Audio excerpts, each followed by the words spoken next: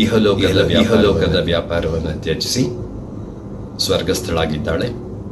ಕಳೆದ 2 ವರ್ಷಗಳಿಂದ ನಾನು ಮತ್ತು ಅವಳು ಇಬ್ಬರೂ ಅವಳ 4ನೆಯ ಹಂತದಲ್ಲಿದ್ದ ಶ್ವಾಸಕೋಶದ ಕ್ಯಾನ್ಸರ್ನನ್ನು ಸೆಣಸ್ತಾ ಇದ್ವಿ.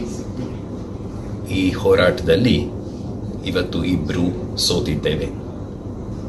ಅತ್ಯಂತ ವಿಷಾದದಿಂದ ಈ ಮಾತನ್ನು ನಿಮ್ಮಗಳ ಎದುರಿಡ್ತಾ ಇದ್ದೇನೆ. ಅಪರ್ಣಾಳಿಗೆ ಬರುವ ಅಕ್ಟೋಬರಿಗೆ 58 ವರ್ಷ ತುಂಬುತ್ತಿತ್ತು.